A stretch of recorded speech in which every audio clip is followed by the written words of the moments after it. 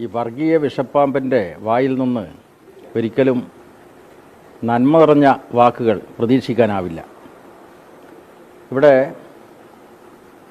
വേടൻ എന്ന പേരിൽ അറിയപ്പെടുന്ന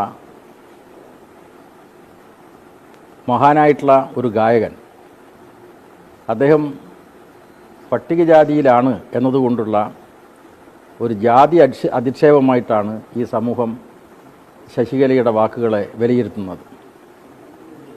അദ്ദേഹത്തിൻ്റെ സംഗീത പരിപാടിയടക്കം ആക്ഷേപിച്ചിരിക്കുകയാണ്. കലാപ്രകടനങ്ങളെ ഈ വിധം ആക്ഷേപിക്കുന്നത് അങ്ങേയറ്റം പ്രതിഷേധാർഹമായിട്ടുള്ള കാര്യമാണ്. റാപ്പ് ഗായകൻ എന്നാണ് വേടൻ അറിയപ്പെടുന്നത്. റാപ്പിൻ്റെ പരിഭാഷ നിഘണ്ടുവിൽ നോക്കിയാൽ കാണാം, അത് നാടൻ ഭാഷയിലെ വാക്കുകൾ ഉപയോഗിച്ചുകൊണ്ട് സംഗീതത്തിൻ്റെ പശ്ചാത്തലത്തിൽ ആലപിക്കുന്ന ഒരു പരിപാടിയാണ്. സ്വാഭാവികമായിട്ടും നാടൻ പാട്ടുകൾ, എത്രയോ കാലമായി പാടിപ്പതിഞ്ഞ നാടൻ പാട്ടുകൾ പുതിയ രീതിയിൽ അവതരിപ്പിക്കുന്നത് വേടൻ മാത്രമല്ല, മറ്റു പലരും അവതരിപ്പിച്ചിട്ടുണ്ട്. എന്തിനേറെ പറയുന്നു, നമ്മുടെ ചലച്ചിത്ര ഗാനങ്ങൾ പോലും പാശ്ചാത്യ സംഗീതവുമായി മിക്സ് ചെയ്തുകൊണ്ട് അവതരിപ്പിക്കുകയും അത് നമ്മൾ ആസ്വദിക്കുകയും ചെയ്യുന്നുണ്ട്. അപ്പോൾ പട്ടികജാതിക്കാരനായിട്ടൊരു വേടൻ ഈ തരത്തിലുള്ള ഒരു റാപ്പ് സംഗീതം ആലപിച്ചതിൻ്റെ പേരിലാണ് ജാതി അധിക്ഷേപം അദ്ദേഹത്തിന് നേരിടേണ്ടി വരുന്നത്. ഇത് സംബന്ധിച്ച് പോലീസ് കേസെടുത്ത് അന്വേഷിക്കണം എന്നാണ് ആവശ്യപ്പെടാനുള്ളത്. തീർച്ചയായിട്ടും അത്തരം പരാതിയുടെ അടിസ്ഥാനത്തിൽ പോലീസ് കേസെടുത്ത് അന്വേഷിക്കണം. ഇവിടെ ഹിന്ദുത്വ വർഗീയതയുടെ പ്രതിനിധിയാണ് ശശികല. ആ ഹിന്ദുത്വ വർഗീയതയുടെ ഒരു പ്രത്യേകത, അവർ പട്ടികജാതി പട്ടികവർഗ വിഭാഗങ്ങളെ മനുഷ്യരായി പോലും പരിഗണിക്കുന്നില്ല എന്നതാണ്. അവർ ഉൾക്കൊള്ളുന്ന സനാതനധർമ്മത്തിൻ്റെ പരിധിക്ക് വെളിയിലാണ് പട്ടികജാതി പട്ടികവർഗ വിഭാഗങ്ങളും പിന്നോക്ക ജാതിക്കാരും. ഇവിടെ പാലക്കാട് നിന്നാണ് ഞാൻ സംസാരിക്കുന്നത്. പാലക്കാടിനൊരു പഴയ ചരിത്രമുണ്ട്. മഹാത്മാഗാന്ധി അയിത്തോച്ചാടന പ്രക്ഷോഭത്തിൻ്റെ ഭാഗമായി വന്നപ്പോൾ പാലക്കാട് നിന്നാണ് സനാതനികളുടെ കരിങ്കൊടി പ്രകടനം നടന്നത്. അന്ന് അയിത്തോച്ചാടന പ്രക്ഷോഭത്തിൻ്റെ ഭാഗമായി ഒട്ടേറെ പട്ടികജാതിക്കാരാണ് എല്ലാ സ്വീകരണ പരിപാടികളിലും ഒത്തുചേർന്നത്, പിന്നാക്ക ജാതിക്കാർ എന്ന് മാത്രമല്ല ഉന്നത ജാതിയിൽപ്പെട്ട പരിഷ്കർത്താക്കളായിട്ടുള്ള ആളുകളും ഒക്കെ ഗാന്ധിയെ സ്വീകരിക്കാൻ എത്തുചേർന്നപ്പോൾ ഗാന്ധിജിക്കെതിരായിട്ട് കരിങ്കൊടി പ്രകടനം നടന്നിട്ടുള്ള ഒരു സ്ഥലമാണ് പാലക്കാട്. ആ സനാതനികളെ ഇവിടുത്തെ ജനങ്ങൾ കൈകാര്യം ചെയ്ത വാർത്തയാണ് അക്കാലത്തെ പത്രങ്ങളിലൊക്കെ പ്രത്യക്ഷപ്പെട്ടത്. അത് ചരിത്രത്തിൻ്റെ ഭാഗമാണ്. അതേ പാലക്കാട് വെച്ചിട്ടാണ് ആ സനാതനികളുടെ പാരമ്പര്യം അവകാശപ്പെടുന്ന സംഘപരിവാറിൻ്റെ പ്രതിനിധി, ഒരു പട്ടികജാതി യുവാവ്, തൻ്റെ പ്രതിഭയുടെ ഭാഗമായി, തൻ്റെ കഴിവ് പ്രകടിപ്പിക്കുന്നതിൻ്റെ ഭാഗമായി ആലപിക്കുന്ന സംഗീത പരിപാടിയെപ്പോലും ആക്ഷേപിച്ചത്. ഇവിടെ പട്ടികജാതിക്കാരോട് സംഘപരിവാർ സ്വീകരിക്കുന്ന നിലപാട് കൂടി നാം തിരിച്ചറിയേണ്ടതുണ്ട്. 2002 ഗുജറാത്തിലെ വംശഹത്യ നടന്നത്. ആ വംശഹത്യ നടന്നിട്ട് 23 വർഷം പിന്നിടുകയാണ്. ആ വംശഹത്യയുടെ കാലത്ത് ലോകത്തിലെ മാധ്യമങ്ങളൊക്കെ പ്രസിദ്ധീകരിച്ച ഒരു ഫോട്ടോ ഉണ്ട്.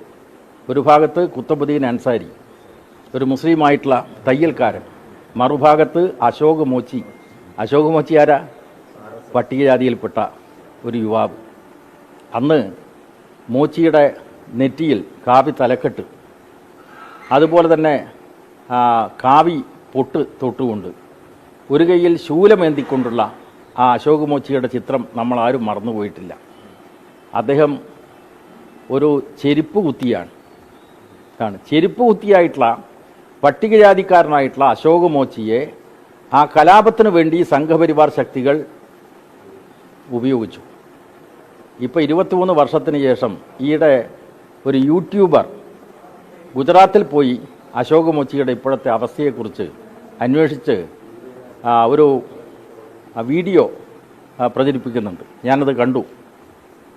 ചെരുപ്പ് കുത്തി ഇപ്പോഴും ചെരുപ്പ് കുത്തിയാണ് എന്ന് പറഞ്ഞാൽ യൂസ് ആൻഡ് ത്രോ. അതാണ് പട്ടികജാതിക്കാരെ ഉപയോഗിച്ച് വംശഹത്യ നടത്തുക, മുസ്ലിങ്ങളെ ലക്ഷ്യമിട്ടുള്ള ആക്രമണത്തിന് പട്ടികജാതിക്കാരെ ഉപയോഗിക്കുക. ഇത് ഗാന്ധി വധത്തിലും കണ്ടിട്ടുള്ള ഒരു കാര്യമാണ്. ഇതാണ് അത്. അപ്പോൾ പട്ടികജാതിക്കാരെ ഉപയോഗിച്ചുകൊണ്ട് അവരെ വലിച്ചെറിയുക. ഇവിടെ പട്ടികജാതിക്കാരെ മനുഷ്യരായി പോലും കണക്കാക്കാത്ത സംഘപരിവാറിൻ്റെ ആളുകൾ പട്ടികജാതിക്കാരനായിട്ടുള്ള ഒരു കലാകാരനെ ആക്ഷേപിക്കുക. ഇതിനെതിരായിട്ട് പൊതുസമൂഹം ശക്തമായി പ്രതിഷേധിക്കണം എന്നാണ് എനിക്ക് അഭ്യർത്ഥിക്കാനുള്ളത്. ഇന്നലത്തെ പ്രസംഗത്തിൽ മറ്റൊരു കാര്യം കൂടി, വംശീയമായ അധിക്ഷേപം കൂടി ഉണ്ടായിരുന്നു. അതായത് ലങ്കൻ പുലികളുടെ രക്തദാഹവുമായി കേരളത്തിലെത്തി കേരളത്തെ വിഘടിപ്പിക്കാൻ ശ്രമിക്കുന്ന ആളാണ് വേടൻ എന്നാണ് പറഞ്ഞത്. തീർച്ചയായിട്ടും. അതായത് ഇപ്പോൾ ഈ പഹൽഗാം ആക്രമണത്തെ തുടർന്ന് രാജ്യം ഒറ്റക്കെട്ടായിട്ടാണ് പാകിസ്ഥാൻ നേതൃത്വം കൊടുത്തുകൊണ്ട് പാകിസ്ഥാൻ്റെ അനുഗ്രഹത്തോടു കൂടി ലഷ്കർ ഇ തോയ്ബയുടെ നിഴൽ സംഘടനയായിട്ടുള്ള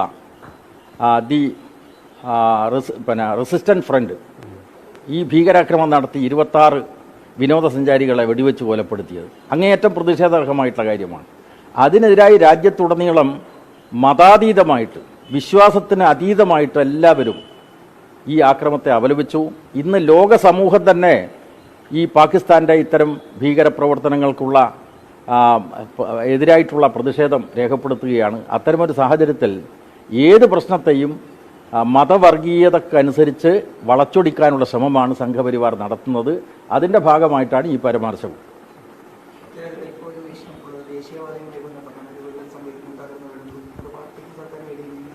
അല്ല, ഇവിടെ ഒരു കാര്യം കൂടി പറയേണ്ടത്, ഇപ്പോൾ അദ്ദേഹം തൻ്റെ സുഹൃത്തുക്കൾക്കൊപ്പം കഞ്ചാവ് സൂക്ഷിച്ചു എന്ന് പറഞ്ഞിട്ട് അദ്ദേഹത്തിനെതിരായിട്ട് കേസെടുത്തിട്ടുണ്ട് സർക്കാർ. അതിൽ ജാമ്യം കിട്ടിയിട്ടുണ്ട്. അതുപയോഗിച്ച വേടൻ തനിക്ക് തെറ്റുപറ്റിയെന്നും ആ തെറ്റ് തിരുത്തി സമൂഹത്തിൽ ലഹരിമുക്ത ജീവിതത്തിലേക്ക് ഞാൻ കടക്കും എന്ന് പറഞ്ഞാൽ നമ്മുടെ സമൂഹത്തിൻ്റെ ഭാവി ആഗ്രഹിക്കുന്ന ഏതൊരാളും അതിനെ പ്രോത്സാഹിപ്പിക്കുകയാണ് ചെയ്യുക. അതിനെപ്പോലും ആക്ഷേപിക്കുന്ന നിലപാടാണ് ഈ വിശാല ഹിന്ദു ഐക്യമോ ഒക്കെ പറയുന്ന ഈ വിഷജീവികൾ പ്രചരിപ്പിക്കുന്നത്. അങ്ങേയറ്റം പ്രതിഷേധാർഹമായിട്ടുള്ള കാര്യമാണ്. പിന്നെ താങ്കൾ ചോദിച്ചിട്ടുള്ള ദേശീയപാതയിലെ ചില സ്ഥലത്തുള്ള വിള്ളലുകൾ ഇടിഞ്ഞു വീണിട്ടുള്ള സംഭവം തീർച്ചയായിട്ടും അത് സംബന്ധിച്ച് സമഗ്രമായിട്ട് അന്വേഷിക്കണം. ദേശീയപാത അതോറിറ്റിയാണ് നിർമ്മാണ പ്രവർത്തനത്തിന് സാങ്കേതികമായിട്ടുള്ള മേൽനോട്ടവും മറ്റ് മേൽനോട്ടവും എല്ലാം വഹിക്കുന്നത്. അത് സംബന്ധിച്ച് സമഗ്രമായിട്ട് അന്വേഷണം നടത്തണമെന്ന് ബഹുമാനപ്പെട്ട മുഖ്യമന്ത്രി തന്നെ കേന്ദ്ര ഗവൺമെൻറ്റിനോട് ആവശ്യപ്പെട്ടിട്ടുണ്ട്. ആ അന്വേഷണം നടക്കട്ടെ. അന്വേഷണം നടന്നു കഴിഞ്ഞാൽ 2 അനുഭവങ്ങളുണ്ട്. ഇപ്പോൾ തലപ്പാടി മുതൽ തിരുവനന്തപുരം വരെയാണല്ലോ ഈ NH-66. തലപ്പാടിയിൽ ആദ്യത്തെ റീച്ചിൻ്റെ വർക്കാരെ ഏറ്റെടുത്തത് ഊരാളുങ്കൽ ലേബർ കോൺട്രാക്ട് സൊസൈറ്റി. അതാണ് മഹാനായിട്ടുള്ള സാമൂഹ്യ പരിഷ്കർത്താവ് വാഗ്ഭടാനന്ദൻ തുടക്കം കുറിച്ച ഒന്നാണ് ഊരാളുങ്കൽ ലേബർ കോൺട്രാക്ട് സൊസൈറ്റി. അപ്പോൾ ഇന്ത്യയിലെ വലിയ വലിയ നിർമ്മാണ കമ്പനികളുമായിട്ട് മത്സരിച്ചുകൊണ്ട് അവരെടുത്തിട്ടുള്ള ആ വർക്ക് തീർച്ചയായിട്ടും അത് പൂർത്തീകരിച്ചു. അത് ഏറ്റവും നല്ല പ്രവൃത്തിയായിരുന്നു. ഇവിടെ ചിലയിടത്ത് വിള്ളലുകളും തകർച്ചയും ഉണ്ടായിട്ടുണ്ട്. അത് സംബന്ധിച്ച് സമഗ്രമായിട്ട് അന്വേഷിച്ച് നടപടിയെടുക്കണം. ഉത്തരവാദികൾക്കെതിരായിട്ടുള്ള കർശനമായിട്ട് നടപടിയെടുക്കണം. ഓക്കെ. ഈ സംസ്ഥാന സർക്കാരിൻ്റെ മന്ത്രിസഭയിൽ ഒരു ഭിന്നാഭിപ്രായങ്ങളുണ്ട് എന്ന് പറയുന്നു. അല്ല, അത് സംസ്ഥാന ഗവൺമെൻറ്റിൻ്റെ വക്താക്കളോട് അത് സംബന്ധിച്ച് ചോദിക്കുന്നത് നല്ലത്.